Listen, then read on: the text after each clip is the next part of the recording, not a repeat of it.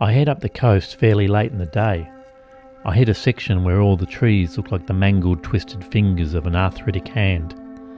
An old hippie once told me trees grow all twisted in high-energy vortexes. I think the poor soil probably also had a bit to do with it. I resort to old tricks, trying to stretch as much riding into my day as I can by tailing a four-wheel drive for 90 kilometres to avoid the ruse. I see this church, complete with white picket fence in the middle of nowhere. I pull in to have a look and find it open, the doors swinging in the breeze. I go inside and it looks as though it's still being used. Red carpet, candle holders and chairs all facing an altar with a green cloth adorned with a cross.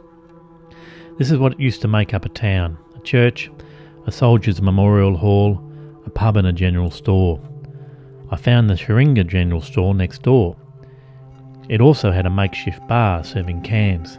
It was an interesting enough setup that I decided to have a beer before setting off to find a camp for the night. Then I met Lewis. Lewis had recently moved to the area, lured by cheap land. He had an interesting history and may well have chose Sheringa because it was a bit of an outpost, free from such trappings of civilization, such as the ever-increasing rules and regulations. We talked past midnight, and by that stage I'd had a few more beers, so the owner graciously let me stay in a caravan at the back.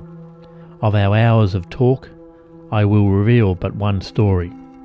Once Lewis was working as a surveyor in the Western Desert.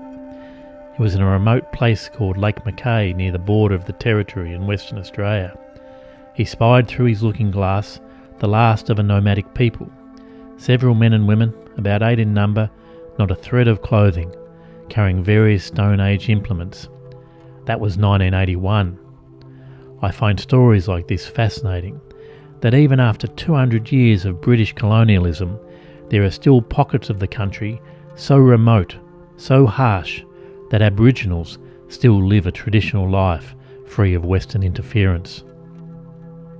I'm told the next morning I should visit Sheringa Beach and its sand dunes. I take some back roads along the coast and find a nice left-hander surf break with only 4 mates sharing waves. I used to surf in my 20s, and one of my aims on this trip is to try once again to get surf fit and get an epic photo of me pitted deep in a left-hand barrel. Just something to look back on if I make old bones. And if I ever do get that photo, only I will know what got me to that stage. Because I tried to get back into surfing while visiting Bali in 2011, and I was that shark bait fat bastard I used to look down on as a smart aleck youngster, splashing around in the shadows on a longboard.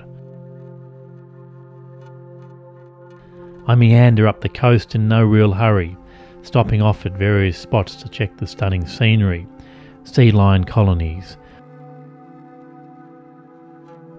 limestone rock formations, and old farm ruins. At most places, I had the whole coastline to myself. I found an old ruined house. I like walking through these places, taking photos and imagining the lives of the people who once made it their home.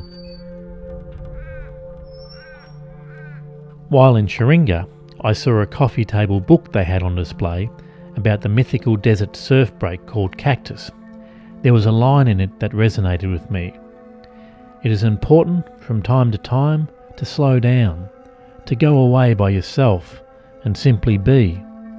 Only then will nature reveal her secrets. I really felt terribly unimportant as I observed the beauty around me. Nature just doesn't give a shit about me or my stupid little goals and dreams. It just carries on regardless. My focus changes. I see tracks in the sand from the creatures of the night. I see a myriad of life in these dunes. I watch 2 caterpillars, one behind the other, march across the parched earth, the wind sporadically knocking them over. Do they have a god, I thought?